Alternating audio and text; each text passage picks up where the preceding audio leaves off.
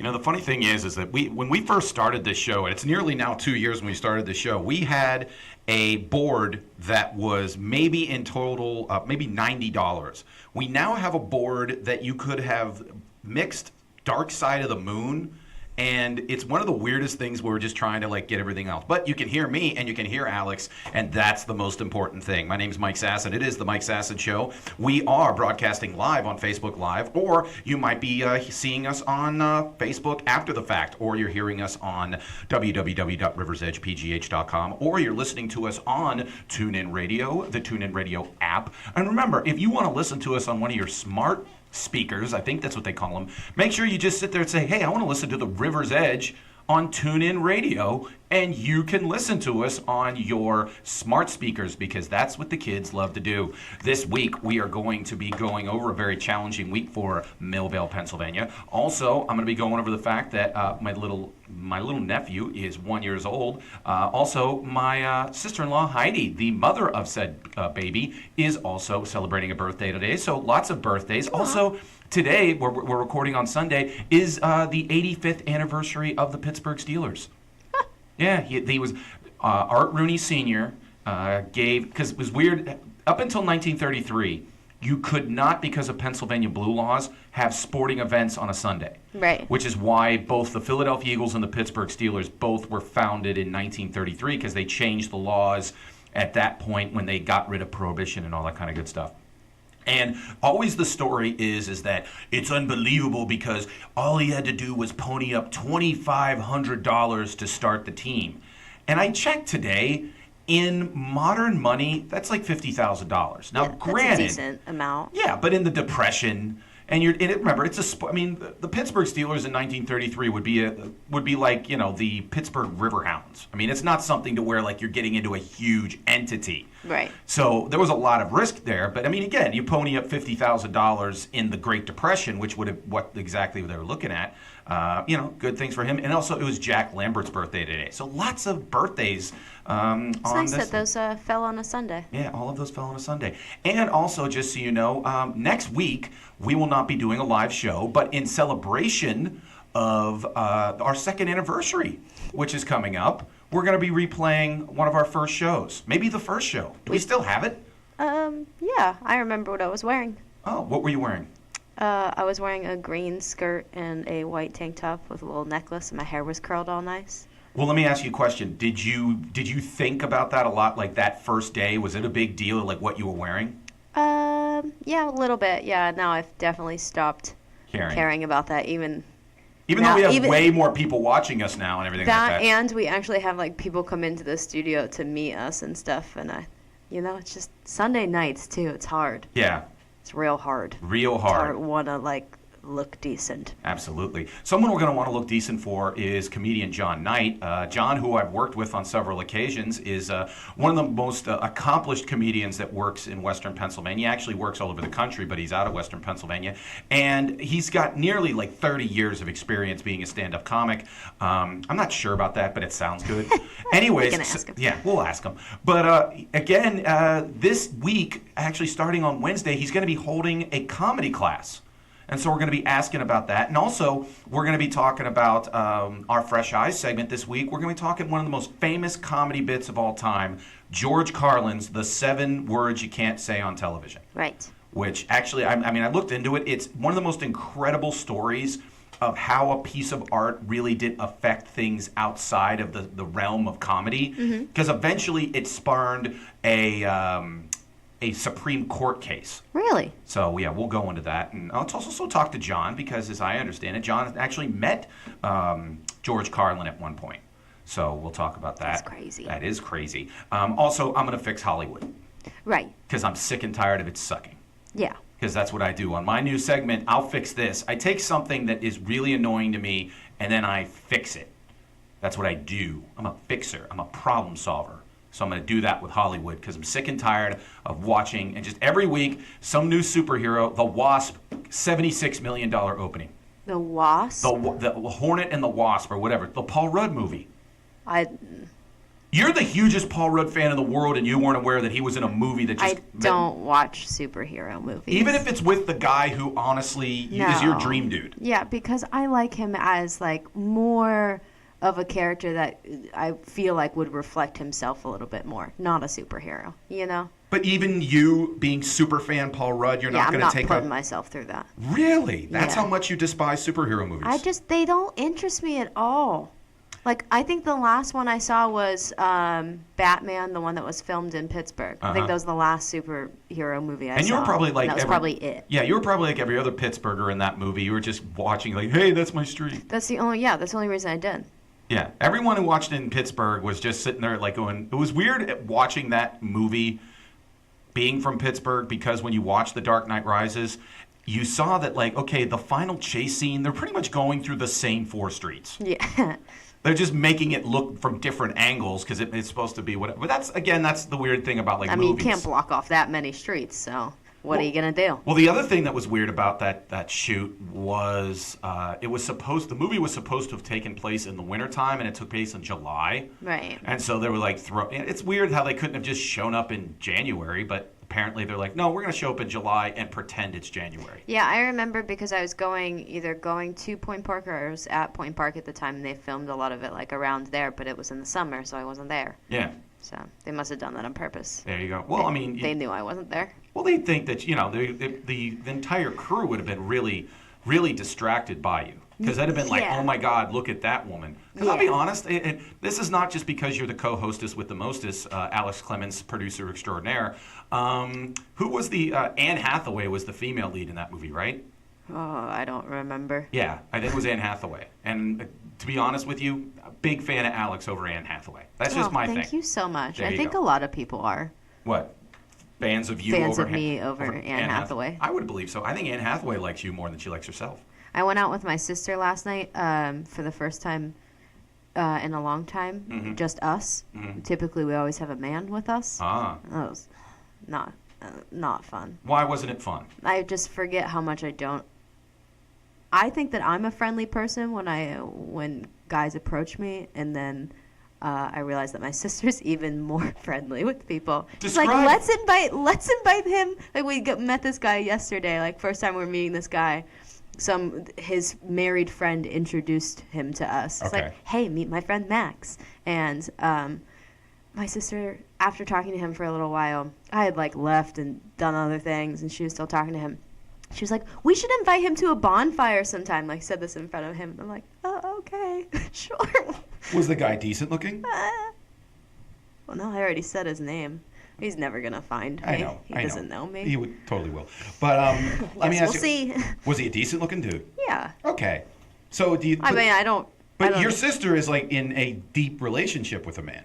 Yeah. So, I mean, really... Let me ask you a question. Do you feel as though that you have to say to a gentleman, if let's say you were in a relationship, like, hey, I'll talk to you, but understand it's probably not going anywhere. If you want to move on to somewhere that could possibly turn into something a little bit more, be my guest. I think it depends on the conversation, like how everything is brought up. If you're just like sitting next to someone and they start a conversation with you, and it might not necessarily go anywhere. But if someone like buys you a drink, I guess. I know a lot of people who they hate when they start talking to someone, like, and immediately that person's like, oh, I have a boyfriend. Okay. I know that people hate that sometimes. I understand that, but I mean, like, if it depends on what the guy is trying to do. Yeah. If the guy's out on the prowl looking for, on the prowl, he's a babe hound trying to get some strange. Then if you sit there and say, hey, I'll just be honest with you, I will sit here and talk to you because I am a friendly person. But if you are looking for something other than just conversation, I might not be what you're looking for right now. But do you want to come to a bonfire sometime? Where are you having bonfires? In my parents' house. So you're going to invite him to your parents' house and just have a big bonfire? I don't know. With just him. It's just me, my sister, and him. Yeah. That's an interesting night out. Well, I don't know. We'll see. Speaking of something else that's interesting, as I mentioned before, we are proud of being part of the Millvale community. We are indeed. We're proud of obviously being an integral part of the Millvale Music Festival, and rough week for the people in the town of Millvale. Another storm. This one was one of the worst weeks in terms of weather for Millvale since Hurricane Ivan. And we have some pictures of what the street that was the home of our former studio looked like. Which, is it not crazy that it was basically around the exact same time last year that the fire at the old studio happened? Yeah, speaking of anniversaries, it's about a year since we moved into this new place. Yep. So, but yeah, I mean, like, we support Millvale. Anything that can happen, if we see anything like in terms of concerts or comedy specials or anything like that, let's make sure we post it on our Facebook page. Make sure we do what we can for Millvale, because one thing that got me upset, though, is the fact that there was a lot of people that wrote, and again, when you read comments on news stories... Just don't do that, I know. Mike. It's just, I can't. It's just... It is a form of entertainment sometimes, because especially when it's like a political thing, you just sit there and somebody just always writes something insanely stupid, and you're just like, yeah, you're pretty much telling everyone in your general vicinity that you're an idiot. Right. But a lot of people were like, well, that's what you get for being in Millvale, and and you're near streams. And I'm just like, first and What the foremost, hell is wrong with Millvale? well, because they had a flood here 14 years ago. Right. So obviously you should know that there'll be another flood someday. It's not like we're living next to the beach, and we have our house like right on the sand next to the beach, and then, a hurricane or whatever happens. But even if that does happen, we don't ever sit there and be like, screw the people that live near the beach. Right. Or, if we have record cold temperatures, we don't sit there and say, screw if you live in Pittsburgh, it's, you deserve it if you, it's just, people are stupid. And if you are one of those people, you're stupid, and I hope You're stupid. You're stupid. Anyways, so again, props for Millvale. Driving around the area before the show, outside of some garbage that you see on the side where people had to clean out their, the place bounced back pretty quick. So Yeah, definitely. Do you know if it, so that on that main street there, they have that little sign that has the highest water that's level? part of our opening. Right, yeah. Did it go past that water level? No. Okay. No, that's still the top. I forgot. I saw pictures from this the other day, and video from that bakery on that street, which it was absurd. But I was wondering about that, if it went above that line. I forgot that, floods happened here. Yeah, floods are sad. And I was with my family on that 4th of July when that weather was happening, and I live pretty close to Millvale. This is no hyperbole. That was the worst weather I had ever seen. It did not rain, it barely rained by me. Where I was, it was really hard rain, and it was insanely strong winds. Yeah. And it was hail, right? What? Was there hail by you? Yes. Yeah. So it was as bad a weather and it was only about 2 hours. Yeah. But as bad a weather as I had seen, just really sitting over the community that I had ever seen. I mean, it was bad. Well, I mean, we were sitting out on my deck for the longest time and watching the thunder and lightning and stuff like that. And it did not rain in Mount Washington until it drizzled a little bit and kind of rained, and then it was done. But I was seeing everyone else's videos of it pouring and stuff, and none of that happened around us. It's weird. That's weird. Well, speaking of things that are weird, every week we do a show, and every week we typically try to get the word out to as many people as humanly possible. And so we paid Facebook a little money because Mark Zuckerberg doesn't make enough, and we try to get it in front of as many people as possible. Now, they always give you this, we have to review it, which I don't know if there's actually a human being that watches our show. There has to be some sort of algorithm. I sure hope so. Yeah. But the thing that got me is this week, read the message that they gave us. Okay. It was one of the weirdest messages we'd ever gotten in terms of the answer of why they couldn't let us boost our show. Couldn't get it in front of more people. Sorry, I'm trying to find it. Okay. My vision's going again. Gee, you are the Okay, I'll read it. Your promotion wasn't approved. It didn't meet this Facebook advertising policy. Your ad can't promote sexual or adult products or services. I think, you know what it was? My sister said her favorite part of that little part where we talked about a sex room. Okay. Her favorite part was that I said, I don't want death to be a part of my sex room. And I feel like Facebook does want that. Wants what? Death. You want in death. their sex rooms. Death in the sex rooms. Yeah, so that's By the way, that why. sounds like a great album. Yeah, Death, it does. Death in the sex room. That does sound good. That's a badass. Hardcore metal band. Yeah, absolutely. No, I was racking my brain. Both of us, we were like going back and forth going, what exactly do they think? Apparently waterbeds are super sexual, like, products. By the way, your mom posted about the fact that apparently she had a waterbed up until probably, I think, you were born. Yep.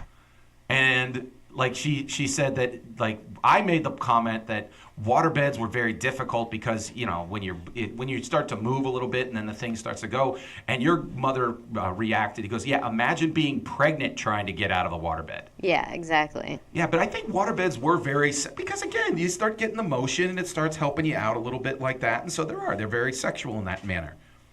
And I don't know.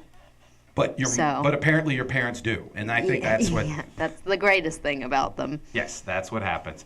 So again, I don't know, Facebook, what exactly we did last week to promote a sexual product. I wish they would tell you, so that it's not like we're going to stop talking about things like that, but, But at least promoting we a would sexual know. product means that, like, we're sitting there going, hey, you should get Jill's vibrators. And, like, why can't we do that? Because, again, then we're advertising sexual. I don't know. We should start really pushing the limits here, you know? We should. Who cares? Start showing nipples and things. I'll show my nipples. We'll do it. No one will ever watch the show again. Yeah, I wasn't doubting that you would show your nipples. Yeah, everyone at once went, all right, Alex is going to show her nipples. And then all of a sudden when I went, Mike said, I'll show my nipples. And they went, uh-oh. Oh, okay. Bye. Wah, wah. That wasn't good. Anyways, we're going to be back in a couple minutes. Again, we'll have John Knight from talking about his comedy class. But coming up next, we're going to have bar thoughts and experiences. Alex talks about doing work in bars. Again, it's a great show. It's the Mike Sasson Show on the River's Edge at www.riversedgepgh.com. Again, we will be right back.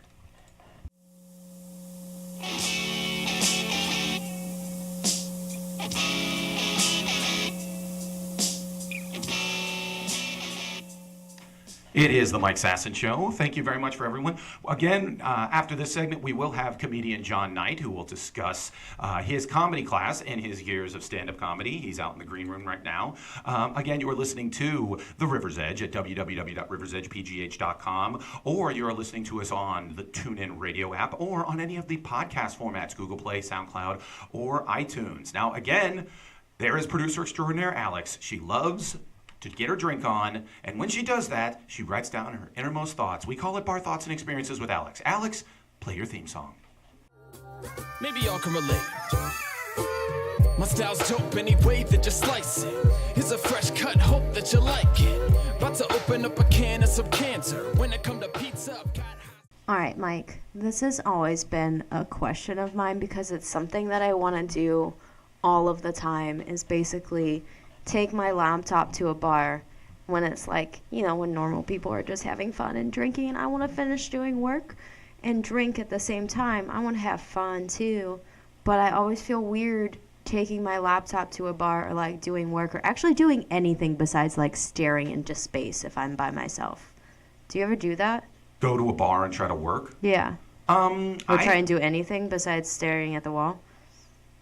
Most of the times, anytime I go to a bar, it's because it's an open mic and I'm there to do work. You actually are there to do work, Yeah. Except my work is so much different. I just feel like people look at you like you're a crazy person for doing anything.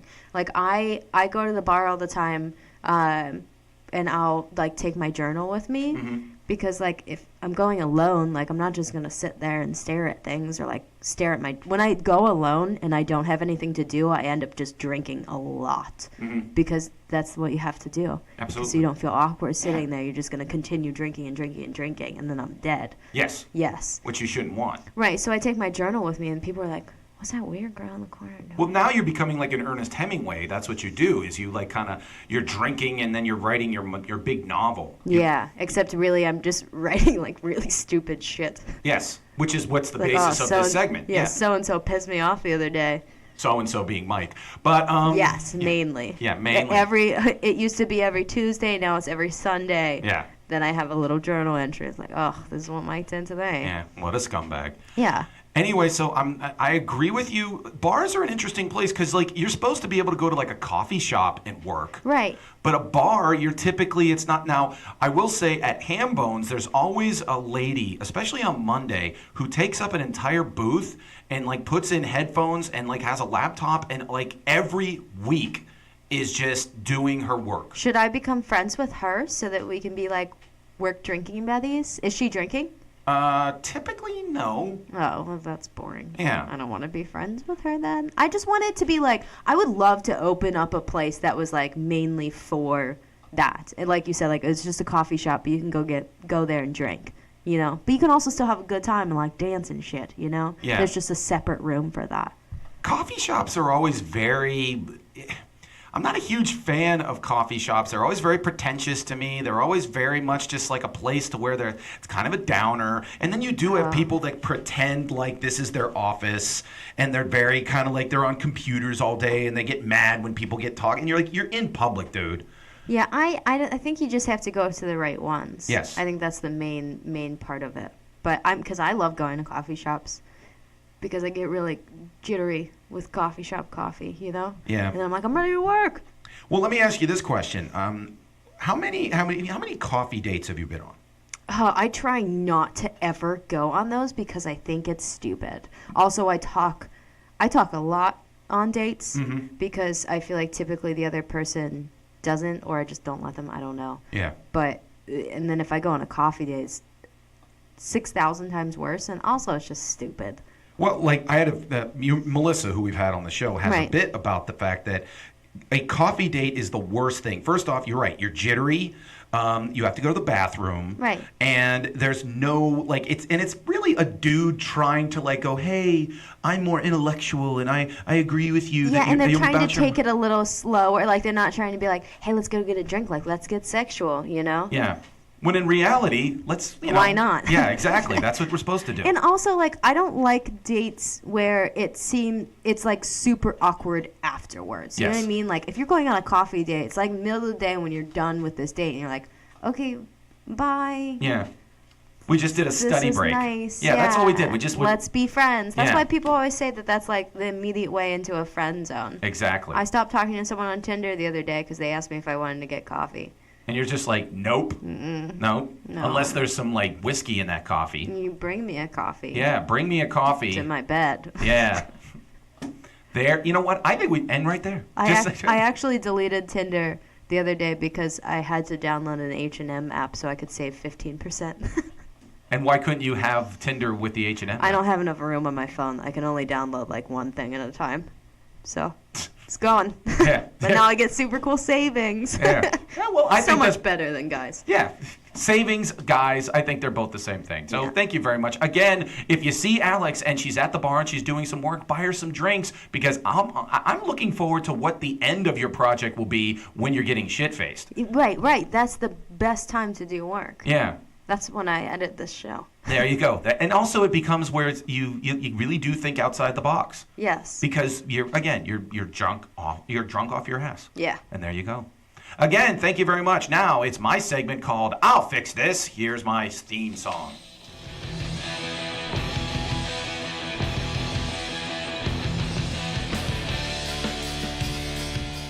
This week, a very interesting story happened in Hollywood that was very related to Pittsburgh.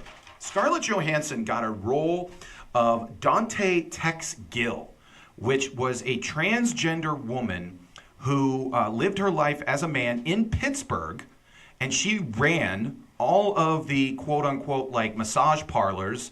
You know, that's why the movie's called Rub and Tug. And a lot of people are upset that this trans role went to a cisgendered person. And it just brings up again the fact that Hollywood has no idea how to get out of its own way. So this week, I am going to fix Hollywood. All right, Alex? All right. I'm going to fix Hollywood because, again, who thought that blonde woman should be playing, again, it's Hollywood sitting there going, oh, well, the average person won't see it if we get a trans person. First, that's one of my things. People in Hollywood really underestimate the intelligence of the average person. So one thing that I think would fix Hollywood is get people who make movies outside of New York and LA. Get them out of there. Yeah. Make them go meet someone, because you know what they'll figure out? They're not as big of bigots or stupid as they think they are. The other thing that I would sit there and say is, after that, fire most of them. I would really love to have a whole day in which I go to every single movie studio and everything like that and just start firing people. Just like, oh, is your only idea you've had in the last 20 years is to make another superhero movie? You're fired. You have not had a good idea in 20 years. Get out. Oh, we made $200 million. I don't care. You're fired. Get out. I want it. That's what I want. That's what I want to do. I want to go through most of New York and Los Angeles, start firing people. I can definitely see you getting there. Yeah, that's what I want. Also, I want one new idea for every reboot. If you want to redo Murphy Brown, fine. One new show, though, you got to come up with. Yes, to counteract that. Every show can't be a reboot. Yet every show is a reboot because people are running out of ideas. Also, kids' TV and kids' shows are terrible, and that's another part that people just assume that kids are complete morons, because most of the people that make kids' shows are not anywhere close to being like with kids, in my opinion. I know. That really bothers me. So I would sit there and say, again, have at least a few kids in the room to sit there and say, well, do you get this? Like, yeah, we get this. Right. Like they're talking about maybe having one of the Frozen characters maybe come out as gay. And people are like, oh my God, I'm not going to explain that to my kids. Your kid gets it. Yeah. Your kid's a little smarter than what you Yeah, give they them. need like little test groups. Yes. And then the other final thing is understand Hollywood needs to make movies for audiences, not for critics. Critics are dumb. No more of that. Let's just start making good movies, I agree good with you TV there. shows, not worrying about critics. Again, that's how we're going to fix it. My name's Mike Sasson. That's what we do to fix things. Coming up next, we're going to have John Knight sitting in that chair. He's one of my favorite comedians. Work with him a lot out in the area. And he's got a comedy class coming up this week that you can come take. And he'll be telling you all about it right after this. It's the Mike Sasson Show, live on Facebook Live or on www.riversedgepgh.com. We'll be right back. Again, you were listening to The Mike Sasson Show. You are live on Facebook Live, or you are listening to us on TuneIn Radio app, or on www.riversedgepgh.com, or on any of the podcast formats, either Google Play, SoundCloud, or iTunes. Next to me is John Knight, who... Am I on camera? You are on camera. You're on camera. I didn't want to get too close to you. Well, here's the thing. That's how... Every time... First off, we have a lot of comedians in here. And because we're Pittsburgh comedians, typically we're very big people.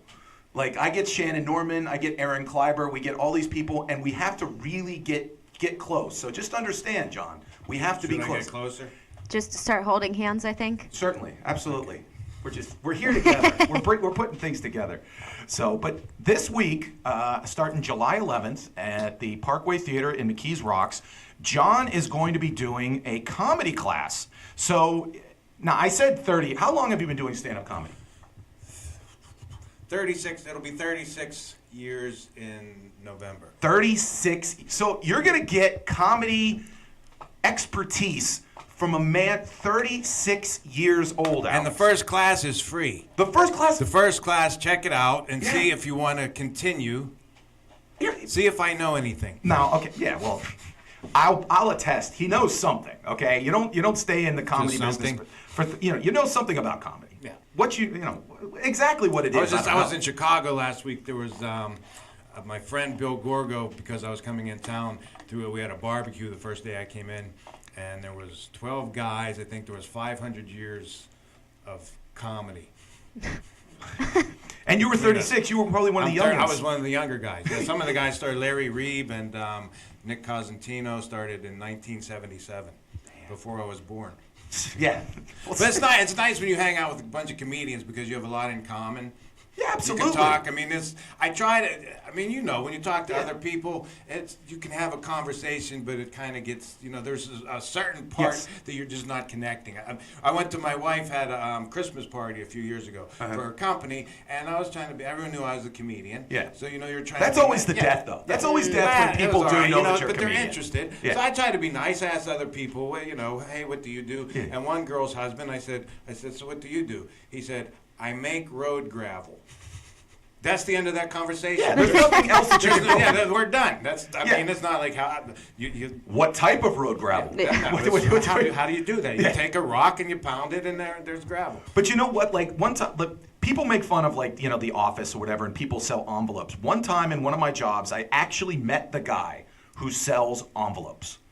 And he went on for 2 hours about envelopes, each type of envelope, the flap, about the fact that if it's this is the XR 2000, and he couldn't shut up about just envelopes. You have to take a nap during that. Yeah, I think I was, and he you have kept to give going. him the hint. You have to just doze off. Absolutely. Now, 36 years. Now, you're from McKees Rocks. Yes, I want to do so at the Parkway Theater. He's actually when I was a kid, I used to go there. Yeah, I used to go there. I've done comedy there. It's a beautiful. They redid the whole thing. He fixed it up very nice. So I'm trying to do something to help out my old community. I mean, this is a place we used to go. I saw R-rated movies as long as you had a note from your parent that said you're allowed to see an R-rated movie. Legitimately. Yeah, I was like 11 years old. Here, my parents said it's okay. And they totally wrote that note. No, we wrote it ourselves.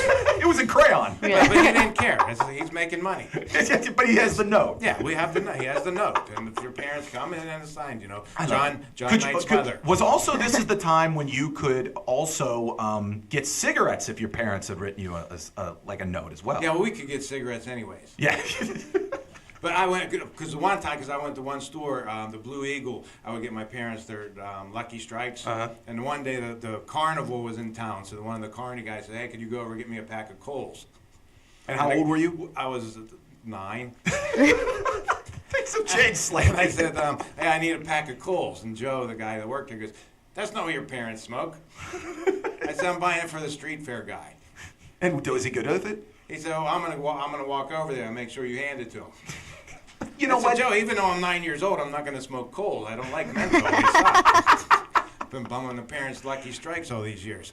Now, 36 years ago, you start stand-up comedy. How good and how quickly were you good? I was getting paid work within 4 or 5 weeks. 4 or 5 weeks, you were getting paid work in around town. In around town, I think the first place I did, Billy Elmer got us. It was a biker bar in Waynesburg, Pennsylvania. Okay, so you went way down south. I did it twice, and then they hired me to do New Year's Eve, and I went New Year's Eve, and my girlfriend at the time, who's my wife now, some of these guys said, hey, you want to go, partake? Yeah. And so I went out with these biker guys, and she went in the bathroom, and someone comes looking for me. They said, the girl you're with is looking for you. She's having a problem. And what happened was she went in to use the women's room, and she was... the stall door wouldn't close, so she's trying to close the stall door, and she's pushing really hard, and she hears this loud scream. The reason that it wouldn't close, a girl had her hand leaning in there, and my wife chopped off this girl's finger. Oh my God! Yeah, New Year's Eve. That was my first New Year's gig. Yeah, well, that's also when you find out what type of woman you're eventually going to marry. Yeah.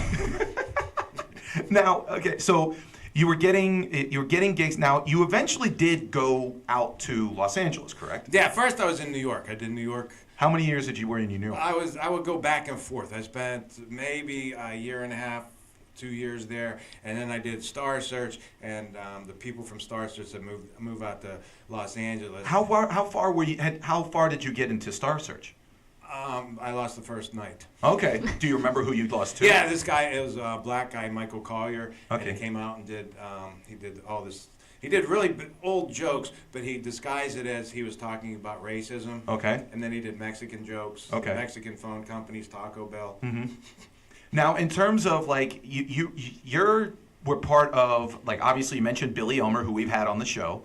Also, who else was part of that group? Billy Omer, Dennis Miller? Dennis was already established. He was the house MC at the Pittsburgh Comedy Club, and then he ended up moving over to the Funny Bone, which is where I was working. Mm-hmm. And who else was Billy Martin? There was Zito and Bean. Mm-hmm. But then there was a lot of really bad open micers that I started with. The one guy, 10 years in, did you ever hear of, he passed away, his name was Robbie Roman. Jim Krenn told me several stories about Robbie There's Roman. a lot of stories. And he contacts me, like, he says, it's our 10-year anniversary. He says, let's put out a press release, John Knight. And I said, Rob, what do I get out of this? Jim told me a story one time about Robbie Roman. This was when Dennis Miller was on Saturday Night Live, and he was at a comedy club in Akron, and Robbie Roman was opening for him. Somehow it got into the open for him. And so Jim drove out to Akron, saw the comedy, and Robbie Roman was... I know what he says, Yeah. the way he introduced him. Yeah, So he's sitting there just basically, you've seen MCs and stuff like that on comedy. You're just supposed to say, hey, give it up to your headliner, you might have heard this guy on Saturday Night Live, give it up for Dennis Miller. That's it. You're supposed to, boom, get off the stage. Robbie Roman went into like this diatribe for like 5 minutes about everything, about like Dennis Miller and how much he meant to him and what he meant to comedy and all this kind of stuff. And then eventually, like, Dennis between shows went up to him and said, hey, keep it short. Don't do that. Don't do that. Just one quick line. So then Robbie Roman gets up there, doesn't do well, and then he goes, and now your headliner, my teacher. My teacher, Dennis Miller. Yeah. Al's Cafe used to do comedy, and the guy that booked it said, "Is it okay if I have Robbie open for you because you're taking up a lot of my budget?" And I said, "No, go ahead." I said, "Throw Robbie a bone," and Robbie goes up and they start heckling him. Okay. And he's, "Oh, go ahead, mess with me," and he starts hyperventilating. And it's the best I ever saw hecklers, because now they stopped heckling him because they were feeling bad for him. They thought he was going to have a heart attack on stage. And this is about 15 years in. Oh my right? God, Alex' face. So he comes off, and I said, "Geez, Rob, never let them see you sweat." Now, how many comedy clubs were there in Pittsburgh at the peak? Like, they always talk about the boom. There was the Pittsburgh Comedy Club was first, and then the Holiday House had the basement, was Tickles, which the Funny Bone ended up taking that over. But those two opened, and then there was the Funny Bone opened on 51, and then there was one out on McKnight Road. It was the old Hookie Lau. Okay. There was a mob place. That was Robbie was opening for me there. He had Robbie got into the business. His father had left him a lot of money, and he was spending it all because in his mind, by the time he was through that money, he would already be established. Yeah, and he'd be a millionaire anyway. Yeah. And he would just could continue this lifestyle. So he goes out and he's making like $150 for the week, and he's eating escargot and steaks. And he says, "This is how you get booked back. You spend a lot of money." And one of these Italian guys, he goes, "Look at this idiot. Look at this idiot. He's spending 3 times what I'm paying him. Because I'll never have him back. He sucks." Now the thing is, like I like you talk about the Holiday House. That was another place that at least rumored was a little mob influenced. Yeah. Now, and Jay Leno told a story actually where like the Chicago mob wanted him to perform in like the mid '70s, and he goes, "Oh no, I'm at the Holiday House in Pittsburgh that night. Sorry, I can't do it." And the guys go, "Oh, okay." Yeah. 5 minutes later, they called up Jay Leno and they go, "Yeah, you're good. They don't need you." And they're like, "What do you mean they don't need me?" They're like, "Oh, no. They don't need you. They found somebody else." And they got him to do the thing in Chicago. Yeah. Yeah, that worked. There's a place in where was it? Staten Island, New York. And my manager at the time was booking it, and they saw me. I did comedy on the road at Rascals in West Orange, New Jersey, and they said, "We want John." And he kept coming back. He said, "John, you want to do this?" I said, "No," because it was notoriously a hellhole, just a horrible gig, and it was run by mob. And he come every couple months, "John, you want to do this?" It's not. And then he offers me more money than anybody else is getting. I said, "Tony, I really don't want to do that room." He said, "John, you're making me look bad in front of some people that I don't want to look bad in front of." I said, "All right." So I go do it, and the first night, the guy opening for me goes up, and he was from the South, and he had never been in the North before. Yeah. And they asked, the girl says to him, she says, how would you like to be introduced? He says, he's the most sarcastic man in the United States. We're in Staten Island, New York. She says, are you sure? He says, that's my introduction. He's the most sarcastic man in the United States. Now he's got a little like tuxedo jacket that's too small and a bolo tie, and he's got this red hair that bounces up and down. And the girl says, all right. She says, ladies and gentlemen, the most sarcastic man in the United States. And the whole crowd says, yeah, right.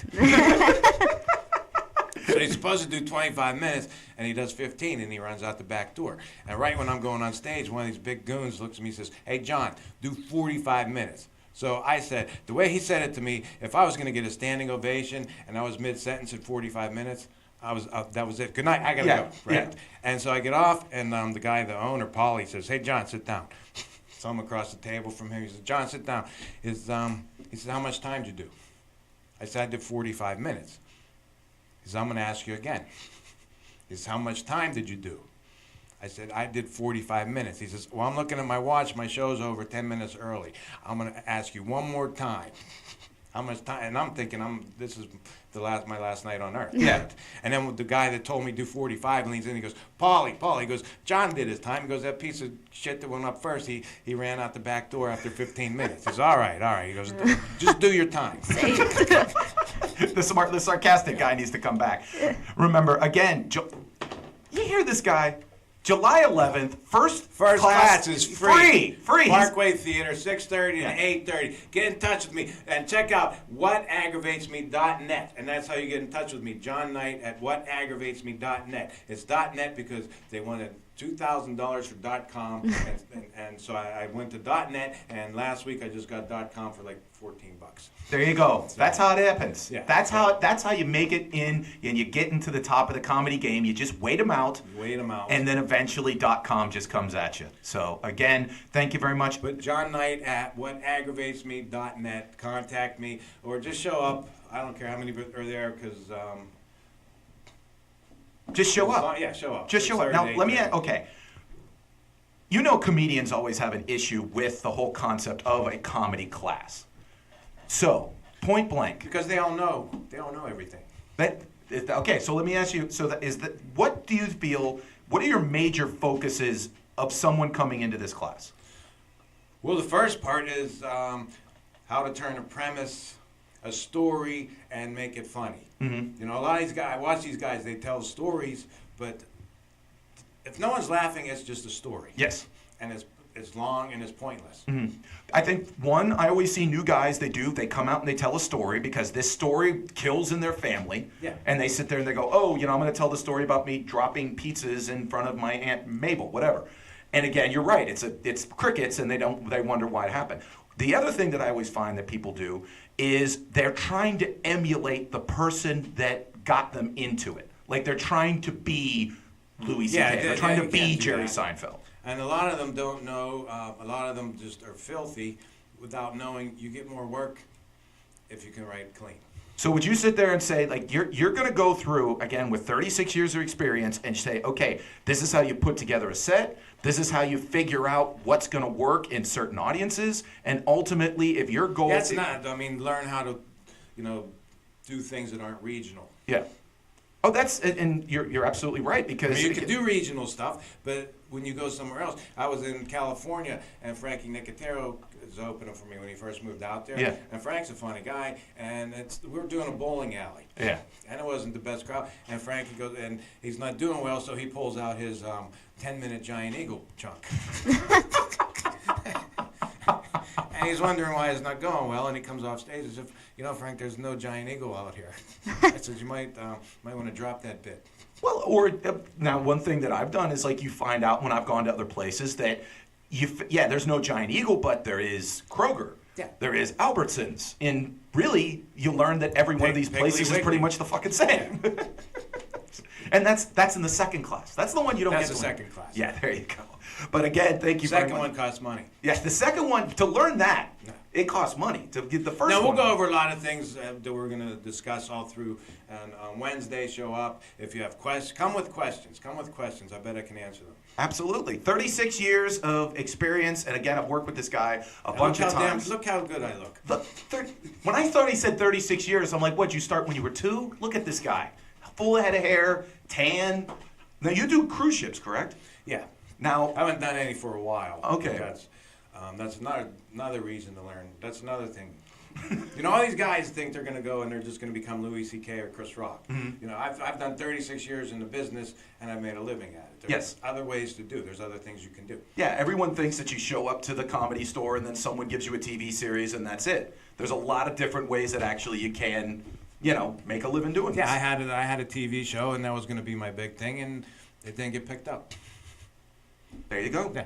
But do you get to a point to where you even have a Yeah, TV you get show? to. I mean, you get to that point where they want to do something with you. There you go. Now, speaking of that, we do, as I mentioned before, we do a segment called Fresh Eyes, in which I have Alex, who is younger than both of us, watch something from the past, and then she gives her take on it. Now, this week, knowing that you were coming in as a comedy veteran, I had her watch the George Carlin bit about the 7 words that you can't say on television. So we're going to play our theme song and then talk about that. It's Fresh Eyes with George Carlin. So go ahead, Alex.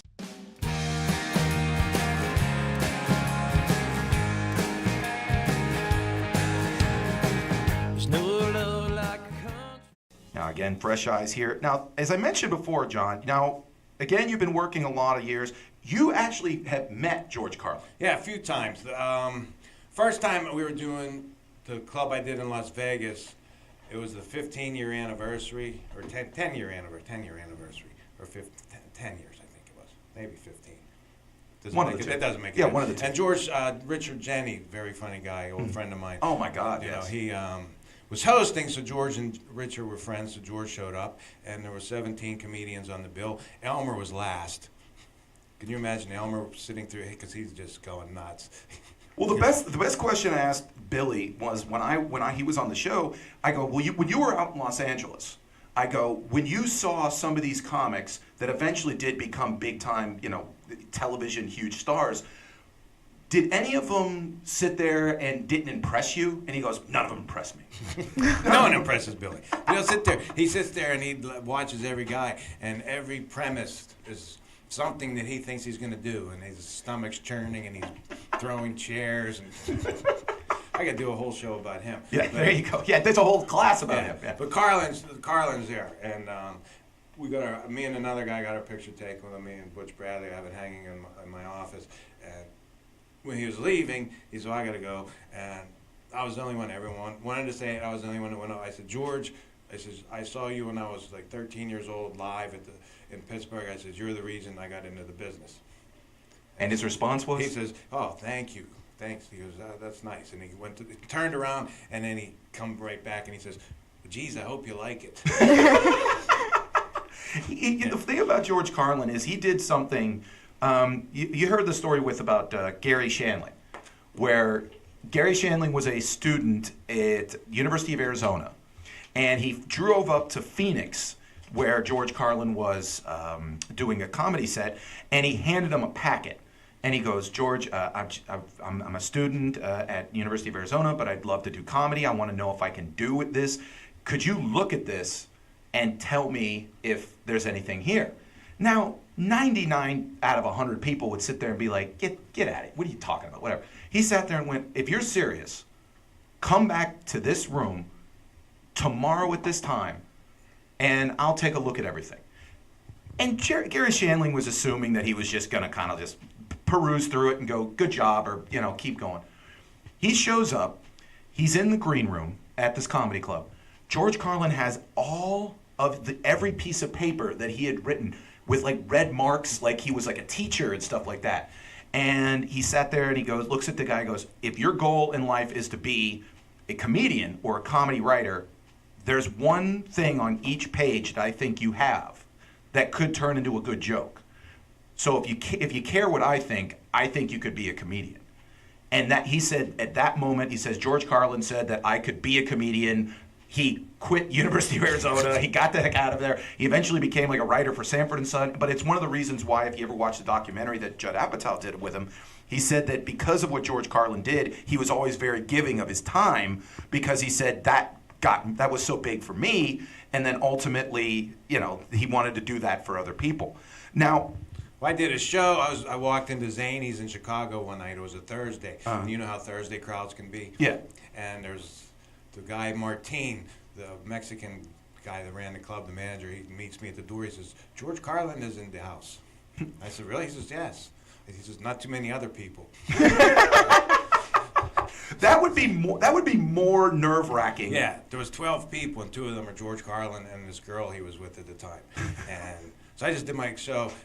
Hey, I get to perform for my idol. Okay. So I do the show for him, and he's still there at the end, and he's the first one that comes up, and he says, hey, John, he says, we tried to move around to all the chairs to make it look fuller for you. Well, again, now, Alex, had you ever, you knew who George Carlin was? Yes, yeah. Now, had you ever heard of this bit? I have never, no. I feel like maybe you have mentioned it to me at some point, but other than that, no. Well, here's the backstory. How many of those words can you now say on television? Well, let's go through them. One of them he admitted later in his life is now piss. You can't say piss. Yeah, absolutely. That's one of the ones I was like, totally, that means nothing. Shit, piss, fuck, cunt, cocksucker, motherfucker, tits. So, shit, I think right now, unless it's like Family Hour, you could pretty much, shit. You hear that on cop shows and stuff like that. Yeah. Piss, that's almost, you could do that on like nursery school things now. Fuck, yeah, you can't do that. Cunt, yeah, that's even now worse than Just back never. then. Cocksucker, yeah, can't do that. Motherfucker, again. And tits. Tits, I feel like you can definitely say. Yeah. Now, the whole point of the bit was he sat there and he goes, these words are all arbitrary. There's no reason why these are the 7 words. Yeah, these are the 7 words that they picked. But the thing that was weird was the fact that, like, and you look at contracts, and I have had a few in front of me, and they all sit there and say, and you can't say the 7 dirty words. And the thing is like, this guy, a comedian, came up with the 7 dirty words that are in contracts that say, like, and it's PG-13, and you can't say cock, piss, all that kind of stuff. I know who sends those contracts. Yes, we all know. But now, the thing that kind of made it famous was, in 1973 on WBAI in New York City, in the afternoon, it was a listener, like station, like kind of PBS type deal. And they said, hey, we are gonna play this bit at 2 in the afternoon. If you find it objectionable, please do not listen, but we are going to play this bit, the 7 dirty words, the 7 words you can't say on television. So, and they even immediately warned them again. So this is New York City, they play the bit. Out of everyone in New York City that could have possibly listened to this thing, one person complained. One person. But it happened to be someone who was like this moral crusader who sat there and said, this is terrible. He was like with his son. He saw this was terrible. So he called the FCC, and the FCC fined the radio station $100 and gave him a knock. It said, okay, this will be on your permanent record, $100. The radio station, being like the early 70s and kind of being very kind of like, hippie, kind of said, no, this is our First Amendment rights, this is bullshit. And so they went to the district court level and they won.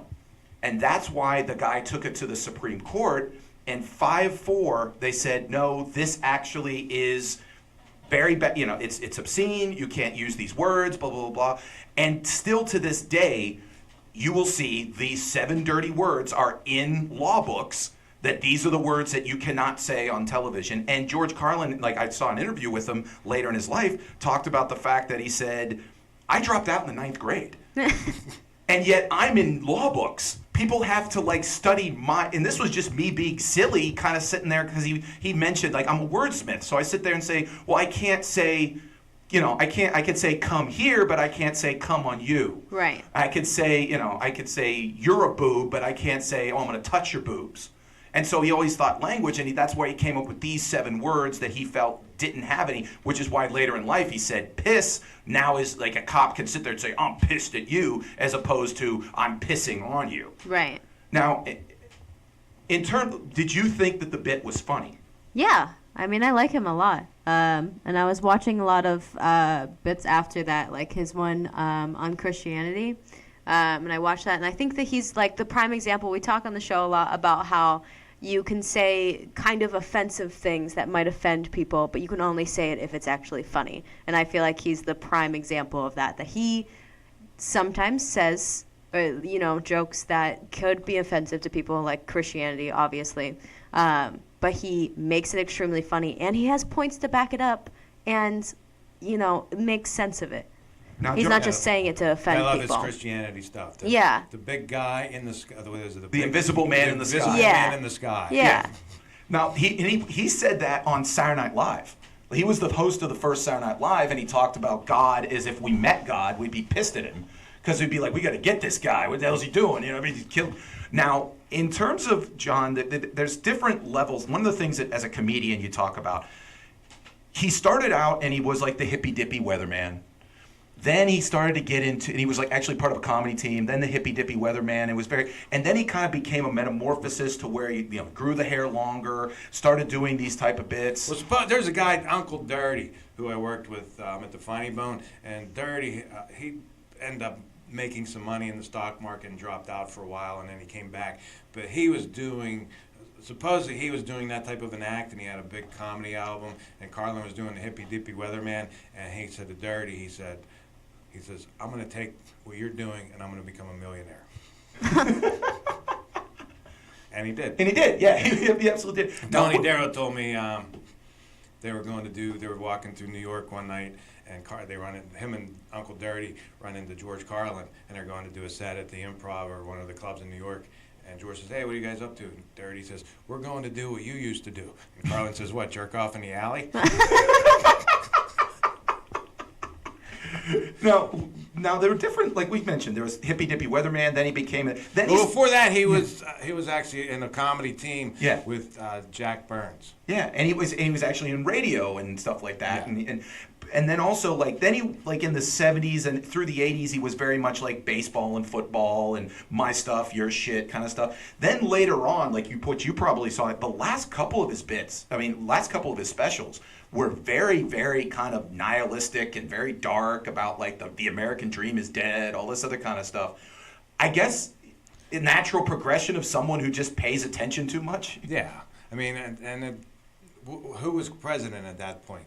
I think it was George. Was that Bush? I think it was Bush, and then eventually Clinton towards the end. Yeah, of his life. he just saw the progression of how more corrupt everything became. And there was also his wife passed away. They had been married for a long time, and I think one of his specials, I think it's the next to the last one. Mm-hmm. You can just see he's really it's just more of a bitter rant. Yeah. And I think that was a lot to do with it. I think he just went through because he was going through that dark period in his life, and that's just the way he was writing. And it's interesting when you sit there. Now, the other guy that was in that same vein was Richard Pryor. Had you ever met Richard Pryor? Kind of. He was in Atlantic City when he was starting to go downhill, and he was leaning over a crap table, and we went to walk over to him, and his bodyguard said, oh, and we say, hey, we're the comedians in the club here, and he said, hey, Rich, it's the comedians. He kind of just, leaned up and gave us a little wave, but, He couldn't, he could hardly stand. He was just that out of it at that point. He was starting to really... Now, in your comedy class, what would you sit there and say, Richard Pryor teaches you this, George Carlin teaches you this? What would you say there? Well, Pryor was more, he was very good, he was a good storyteller. Mm-hmm. Where Carlin's more joke-oriented. Yeah.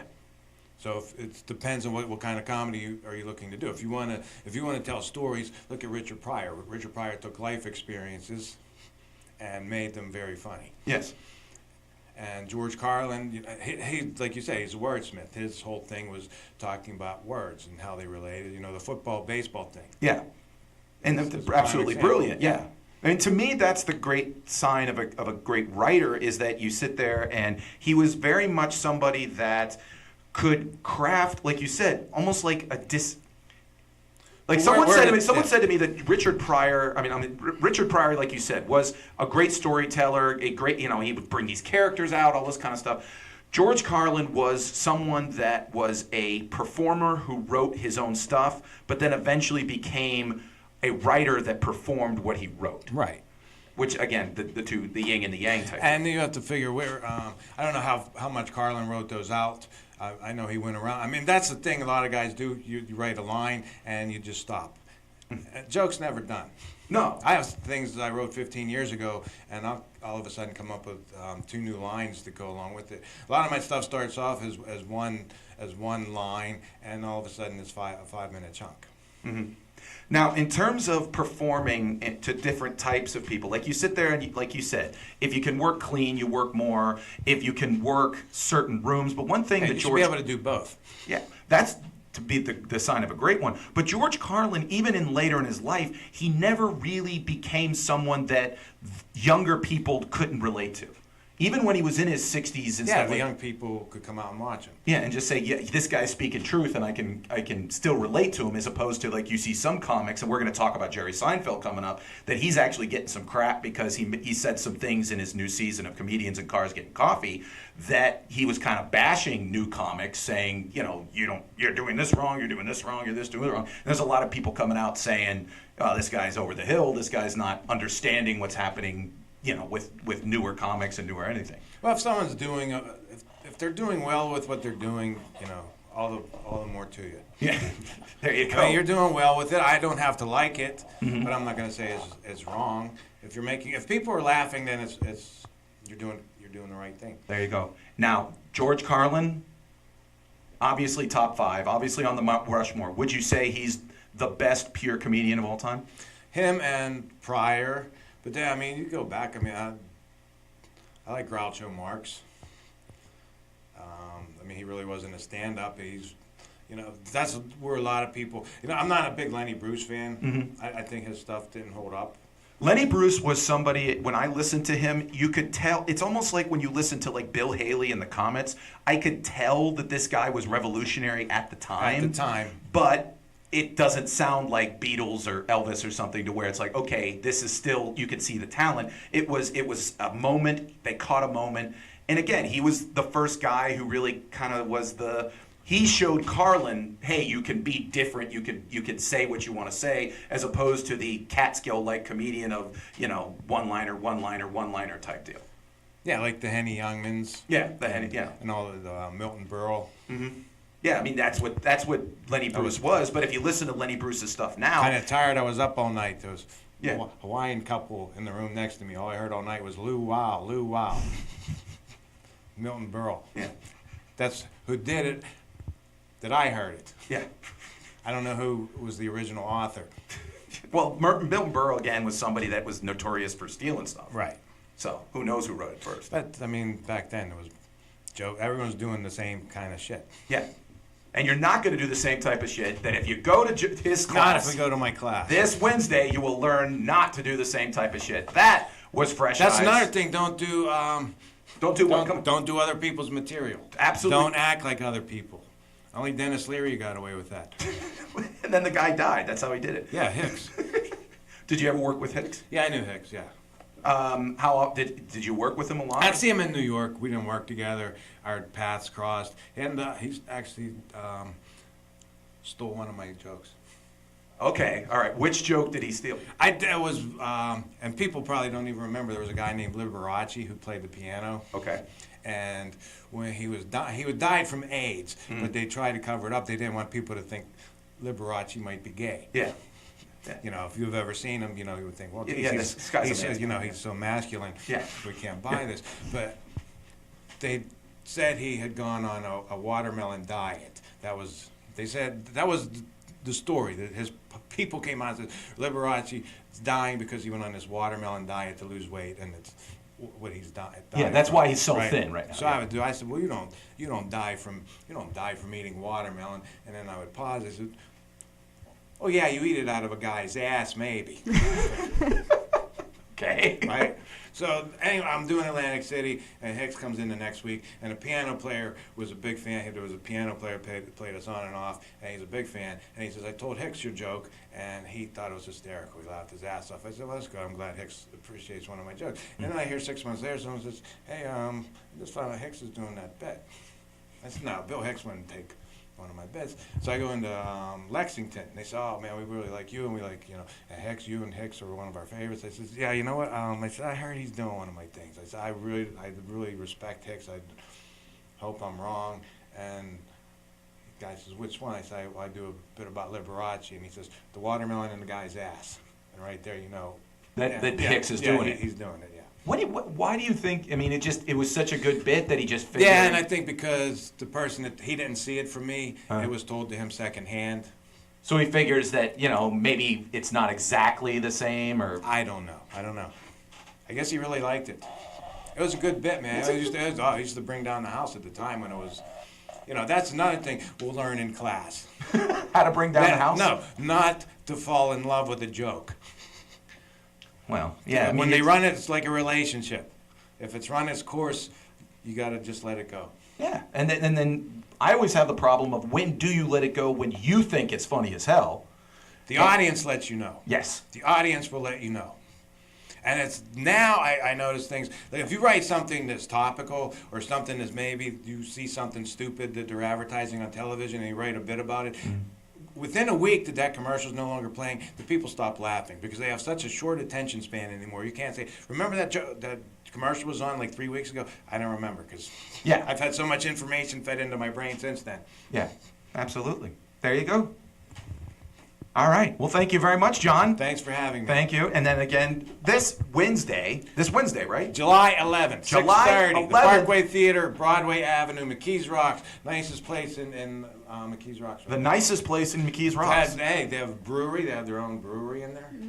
Nice. There you go. Yeah. So again, you can all these stories, all of this 36 years of experience goes into this. He's going to teach you the best way. Now you probably don't think you have to come.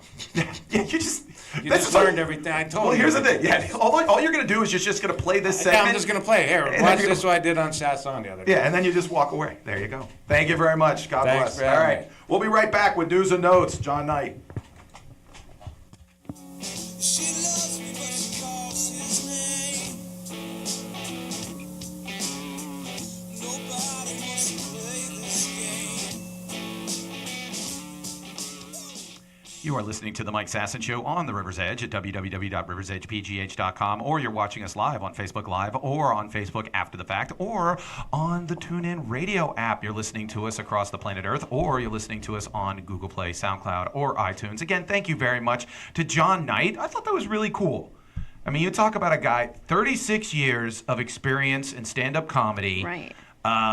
Meeting guys like George Carlin, Bill Hicks, Jay Leno, all those guys. That's really. Hopefully, you found it as interesting as I could, because I could listen to that kind of stuff forever. Yeah. I don't know. Did you find it? No, yeah. I mean, I don't know a ton about like old comedy and stuff like that. I've watched George Carlin a couple of times. But yeah, I don't know that much about it, so I think it's cool to see someone who's like been there and kind of seen the transition of it all. Yeah, and he's still out there. I've done sets with him, so if you ever get an opportunity to see him do comedy, take advantage of it. It's a really good comic. And again, if you're a lot of comedy fans here, if you've ever had the inclination to try stand-up comedy, go out again free. This week, July 11th, to the Parkway Theater, to where you could just show up and just listen to what he has to say. Again, 36 years of experience. So thank you very much for showing up today. Also, thank you very much to Alex for being producer extraordinaire and for having the greatest segment in the history of the world. It's News and Notes from the world of sports, gossip, and weirdness. Play the theme song. Get all stars. As I spoke before, Jerry Seinfeld's getting a little bit of pushback because he just released his new season of Comedians in Cars Getting Coffee. And I watched the segment, and as a comedy person, as someone who really loves comedy, you really do. I find it interesting having these kind of conversations with guys that have been in it for years and stuff like that. So one of the things that people have gotten in his head is that you see the headline, comedians in cars getting coffee may not be made for these times. Yeah. Because essentially they're saying in the age of Trump, in the age of, the things being so serious, that something that's lighthearted where rich people get together and just start drinking coffee together. Just hang out. But to me, as a comedian, like you sit there and say, like, Mike, what's your ultimate goal? My ultimate goal to be on this show. Right. If I'm on this show having coffee with Jerry Seinfeld. You know you made it. Yeah, that's my Carson. Yeah. That's my I've made it in the business that I go out with a car. Like I've thought about like what car he would want for me. I'm thinking like a monster truck. Oh. Something very large. Why? What would you say? I don't know. I just to figure your own car that you drive. What he would just your pick, Honda. I would just take a Honda Civic, something like that. But here's a couple things that that were written in this piece where he said he was, not of this time. He goes, perhaps that's why this first Netflix season of Comedians in Cars Getting Coffee, purely by accident, why Seinfeld's humor felt so right in the 90s and feels less in sync with the current moment. The 90s were steeped in postmodernism, irony, satire, and sarcasm were celebrated qualities in works of mainstream pop culture. Seinfeld's blasé attitude and his gift for highlighting and questioning society's minute fit in perfectly in an era and ultimately exemplified it. But in 2018, when the world is bursting apart every 5 minutes, complaining about little things come across as selfish and being ambivalent and considered a flaw.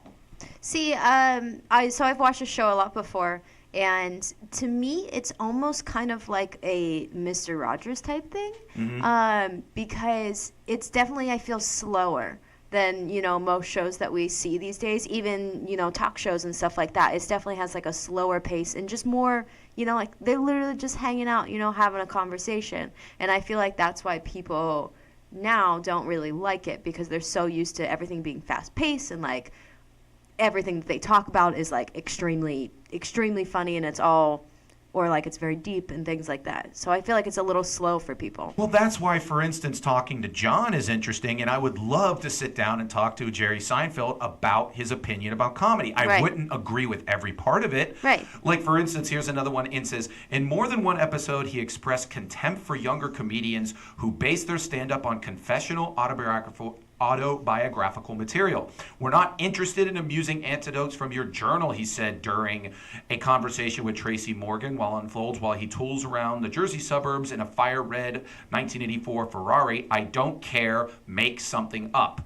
In that same episode, Seinfeld also says that comedy is like food because everyone likes different flavors. Yet when Morgan notes that one of Seinfeld's observations is funny because it's based in truth, Seinfeld basically tells him he's wrong. Funny has nothing to do with being true and honest. This is a statement that's extra jarring to hear right now.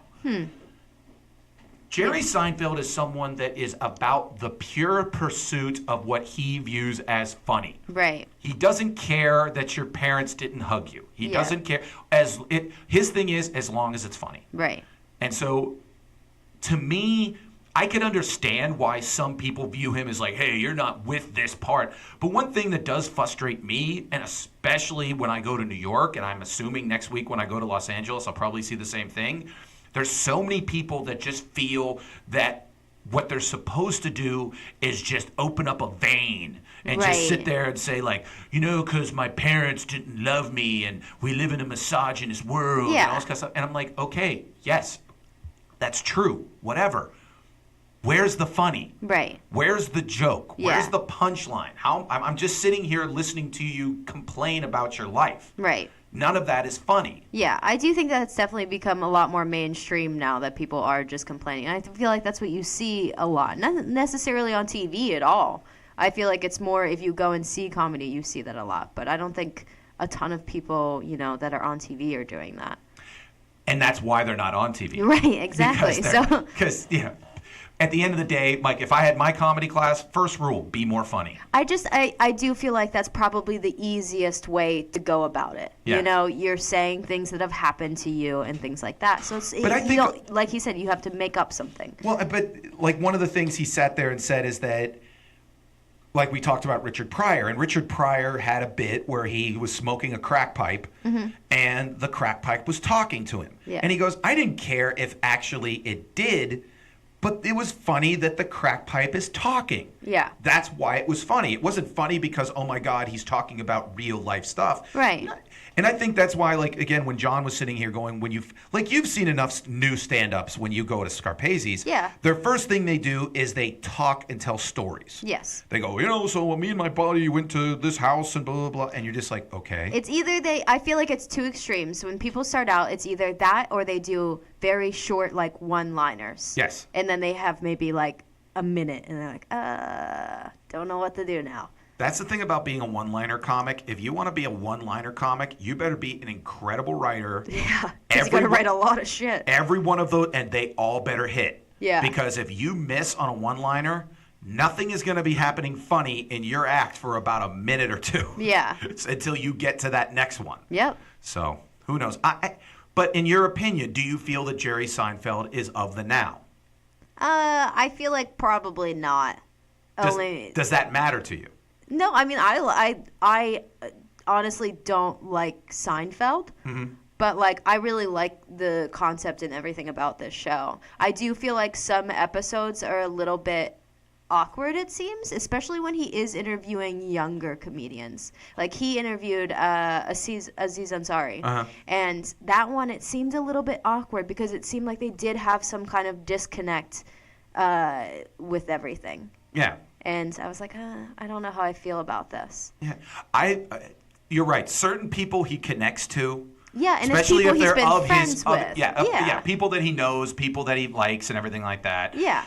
And like for instance, I think his Chappelle interview that he did was Yeah. Like he didn't get really into Dave Chappelle as a human being. Right. It really made Dave Chappelle seem very kind of like guarded and distant. Yeah. Whereas like when he talked to like Brian Regan, who he knows and respects, it was they couldn't stop talking. Yeah. I mean, I definitely think if he's going to improve on anything with his show, it would be that, to try just a little bit harder to like get more connected with that person, or like get a little bit more in depth with them, so that it doesn't make them seem like that, Speaking of someone that needs to work harder, Jimmy Fallon, okay?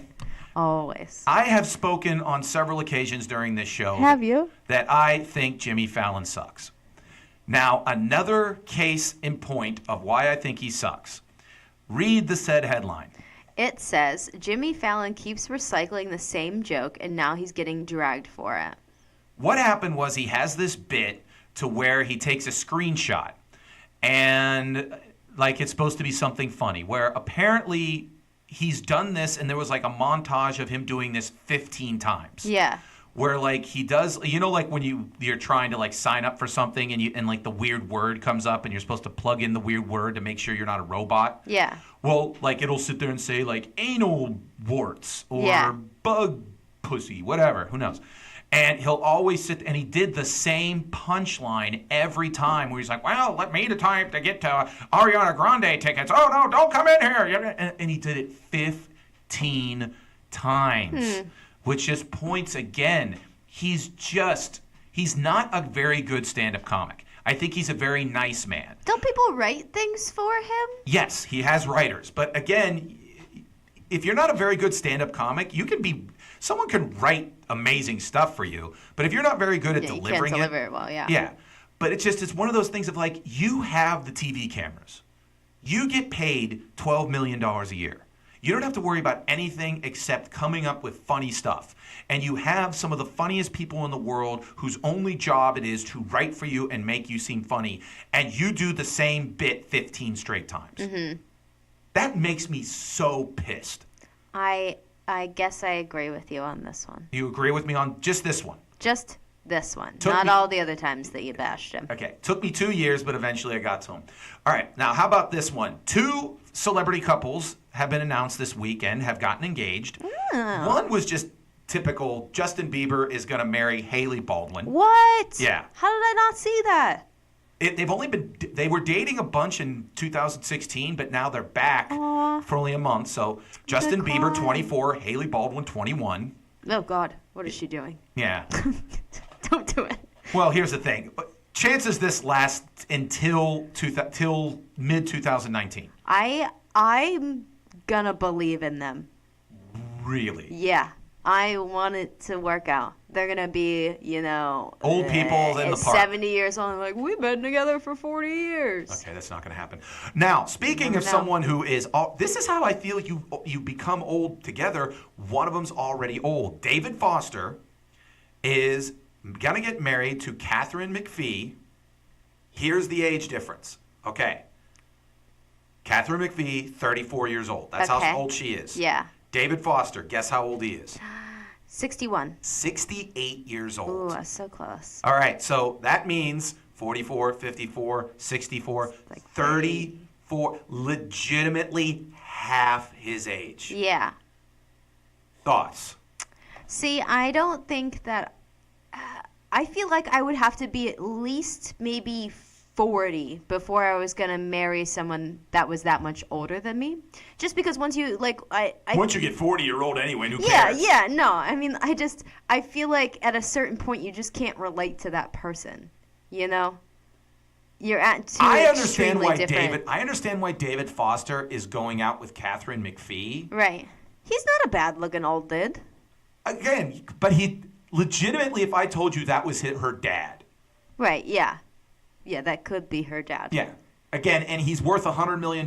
You know who George? You know who he is? Do you know who David Foster is? I don't at all. Okay, he's a famous music producer. Okay. He produced "I Will Always Love You." Oh God. He So produced. he definitely has money. Yeah, he's worth $100 million. He produced all like the St. Elmo's Fire and all the Chicago like love songs and stuff Yeah. like that. Nice. Yeah, he's one of those guys that he doesn't produce stuff that like he's not like Dr. Dre. He's the guy who like produced all of like Air Supply songs, like Right. that kind of stuff. Yeah. And so, but those guys have buku bucks. And now he gets a hot wife. 34 years He old. must have just an insane personality.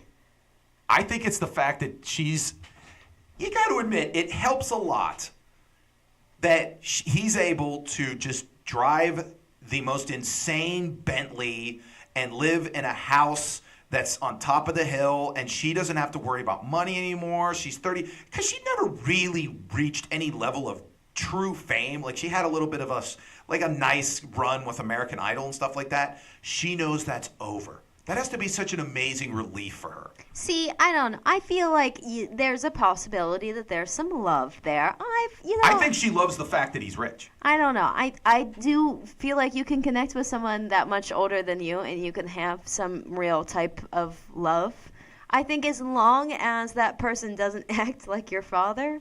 I've talked to older people before. I'm like, this is a really good conversation. I wouldn't, I've never got to the point of loving someone. But, this is a really good conversation and we connect very well. As long as you don't try and act like my father and Because on tell me several what occasions, to do. on several occasions, I've eaten dinner with you and I've taken out a napkin and I've just tried to like clean your face and you're like, "Stop, Mike." Yeah, exactly. Like, as long as you don't do that, I feel like it's not weird. There you go. And stop being weird. Speaking of rich, I think this is weird. Mark Zuckerberg is officially now the third richest dude in the world. That's it? Yeah, he is currently worth $81.6 billion. Ah, He I got that in my back pocket. Yeah, he passed Warren Buffett, Aw, who is worth $81.1 billion. I like Warren Buffett. Yeah. Warren Buffett, 87 years old. Mark Zuckerberg, 34 years old. So imagine what he's going to be worth when he's 84 unless something goes wrong, which I could totally see happening. I think he's going to, you know what's going to happen wrong? You're going to start pissing off me and Alex, not boosting our freaking shows. Yeah, and that's how you're going to go down. That's how Yeah. you're going to lose your billions of dollars. But the thing is that came back is that this is the first time that the three richest people in the world all made their money via technology, via computers. Oh, damn. So that's the future. Yeah, number one, Jeff Bezos, $139.6 billion. Which, by the way, this is the guy that's asking every city in America to pony up like free shit, and he's worth $139 billion. You know what? You could possibly pay for your own people. Yeah, but then he wouldn't be worth $139 That's the billion. point. Bill Gates, $92.3 billion is number two, which it's insane to think that the difference between Bill Gates and Bezos, the difference between 1 and 2 right now is $46 billion. Which is absurd. Yeah, 1 and 2. You're 2. You could save like a whole third world country Yeah. with the difference between The the two of difference them. between these two people is an insanely rich person. Yeah. Like they say that like Donald Trump is worth between 2 and maybe 5. Sometimes people say 8 billion. Right. And the difference between Bill Gates and Jeff Bezos is like 4 Donald Trumps. Insane. I just don't know what you do when you get there. Well, first off, it's not in like liquid assets. Right, yeah, It's yeah. not like they have $36 billion in the bank. Yeah. It's in stocks. They just have like a wad of cash. They That's keep what I would underneath do. their bed. What's the most money you've ever seen someone have in their bank account? I don't look at. Do you look at other people's bank accounts? Well, if you've never like gone past somebody and they've, I've seen it. No one ever shows me what's in their bank account. I had a buddy when I was in college. He had, he was in $36,000 Oh my god. in his checking account. It's absurd. Yeah, he was in college. If I had $36,000 in my, What did he do? How did he was? his old man gave it to him. Oh, okay. Yeah, I don't think I've had nowhere close to that. Well, like I worked at a bank and I saw people like that had $4 million in their savings account. That's absurd. And it would be earning 0.8%, and I'd be like, "Oh, you should like earn more," and they're like, "Nah," which shows that they've got other places that they're making their money. This is Right. just rainy day fund type Yeah. deal. So who knows?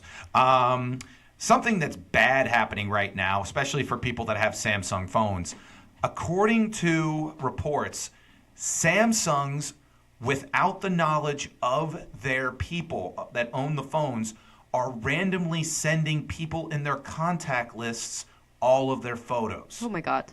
Yes. No. As soon as I found this, I looked through all of my photos and I was just like, is there anything that if it happened to be sent to somebody that would not completely destroy me? I'm still not deleting my photos. I don't care. You're not. Those are memories. Those are memories. Yeah, I can explain it to anyone. But For the like, most- okay, yeah, I'm not assuming, but I'm assuming because I know you that you probably have some pre-planned kind of like boob shots to show that like send dudes. No, I only have dick pics on my phone. Only. I dick don't pic- take pictures of anything else. I only have the saved dick pictures that I have received. When somebody sends you a dick pic, do you save it? No. Okay. There's a couple. If they're really good, I save them. What makes a great dick pic? You really need to be artistic. It's not about the size or the girth of the penis. No, I mean, unless it's really impressive. But Okay. most that I see are not. That impressive. Yeah. You're not like, wow, look at that. You're just like, Like, what's the most artistic one? Like, what have they done?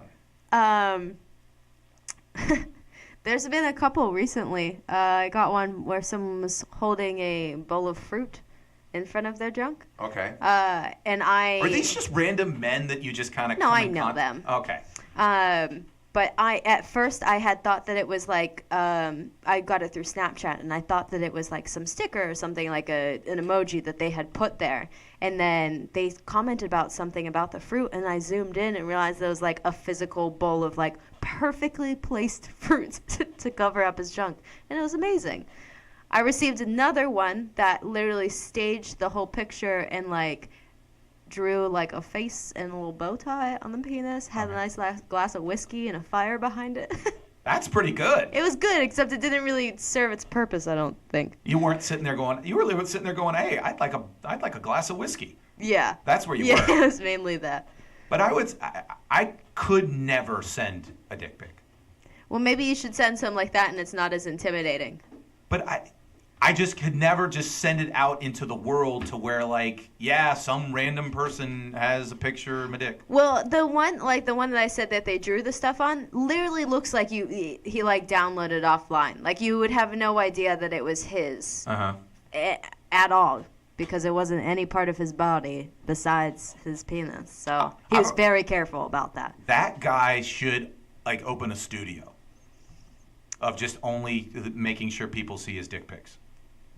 Yeah, I don't know. He's very timid to send it to me. So. What do you mean timid? Like he was proud of it, wasn't he? Look at this artistic. No, yeah, oh yeah, he was proud of that one. But like it took weeks and weeks and weeks for me to convince him to send that.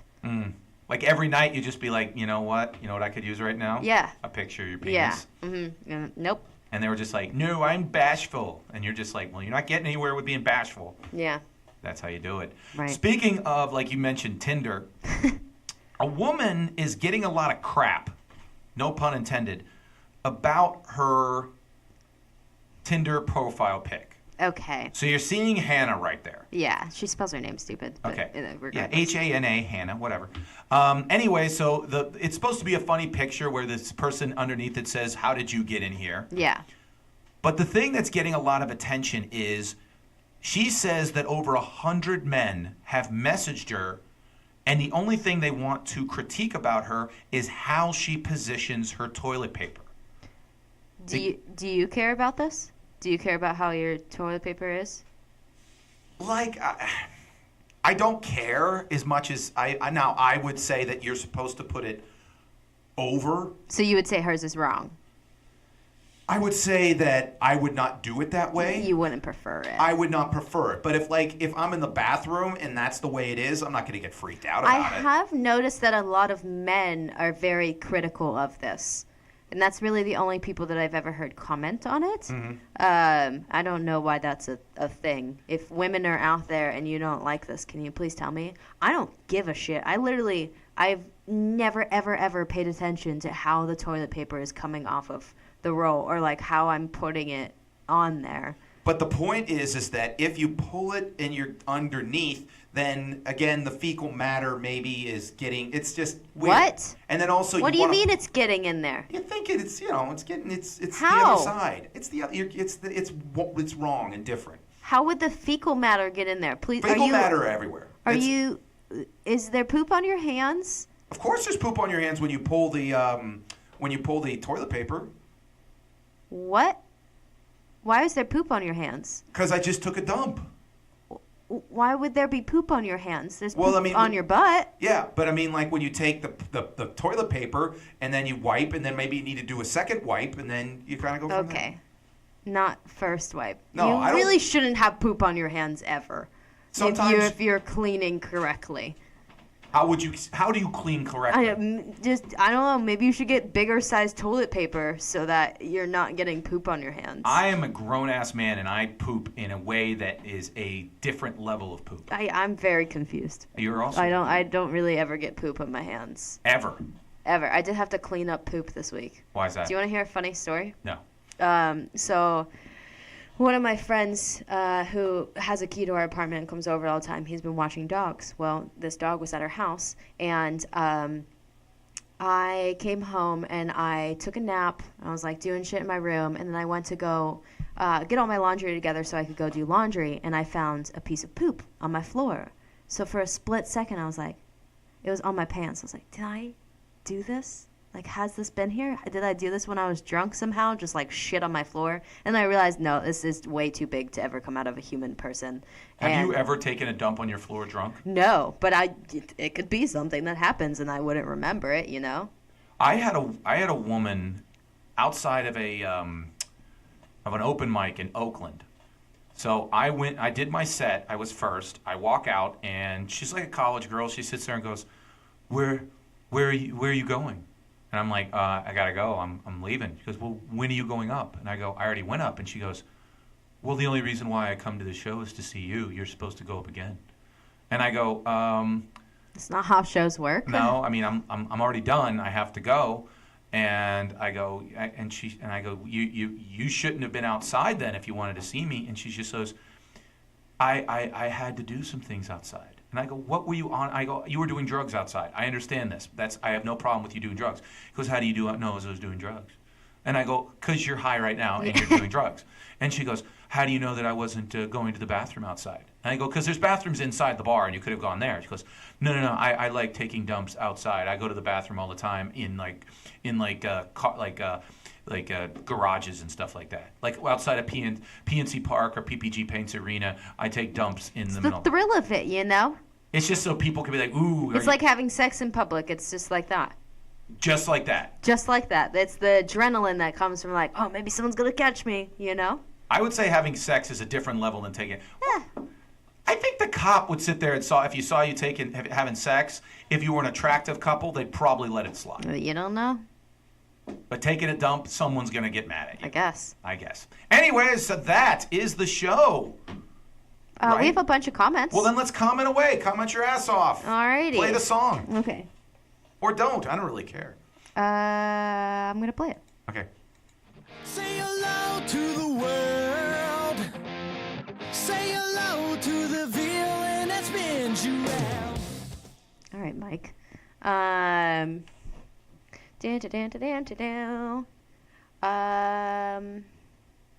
Sam asked if we have a beer sponsor, which we should. Do you We want to be totally should our have a beer sponsor, Sam? Do you make homemade brews? You should sponsor us, Sam, for beer. We should get a beer sponsor. Brian commented and said, I felt bad, talking about the flood in Millville. He said, I felt bad. Janet, who is a local business owner, went to Sharpsburger to help with their flooding, and then it followed her back home. Sad face. Streetwalker waved at us. No. Brian, about the girl who does work at the bar, said, she's great. Everyone there knows her. But he also said, nothing is as odd as the flower lady who goes to every bar in the city at the end of the night with a bunch of flowers and a trash can for sale. I love that woman. She is like my inspiration in life. I try and always buy flowers from her because she's the cutest little thing in the world. There you go. She's so nice. There you go. Brian also said, have you ever noticed in this city, instead of fake Rolex in a trench coat, we have people hawking flowers everywhere? Because we're a city that loves flowers. Yeah. Also, don't forget to tune in to the River's Edge this Friday, Friday the 13th at 9 a.m. for the premiere of P.O. Vincent for your movie news and review show. Vincent Didioto. Yeah. Going to have his own show, so congratulations to Vincent. It's going to be a great show. Yeah, I know he's been like in the studio practicing a lot, so it should be a good show. Then there's a bunch of emojis. Sam also said, doesn't Foster have a conscience? And yeah, a pretty good one for marrying a younger woman, Yeah, right? definitely. Yeah. Definitely. I think has a conscience and money and enjoys having sex with his 34-year-old future wife. And Brian also said that the toilet paper is wrong. See, it's just men. We're just so stupid. Yeah, like, just get it. Isn't there anything else you can worry about in your life? No, that's it. That's Apparently it. not. That's Send more dick pics.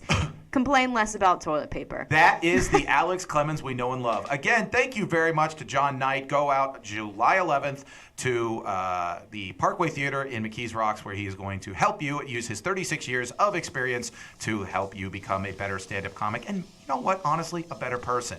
Now, next week, we're not going to have a live show, but in celebration of our second anniversary. Second anniversary. We're so old. We're so old. We've done this so many times. Still a lot of work to do, but second anniversary show, we're going to do that. And then when we come back, next week, I am going to be in Los Angeles spending time with my family, so I'll have lots and lots and lots of funny stories about traffic. Woo! So, Can't wait. Awesome. So again, thank you very much again to John. Thank you everyone at the River's Edge. Keep listening to the great local music at www.riversedgepgh.com. My name's Mike Sasson. You guys have a great night. See you later. Bye.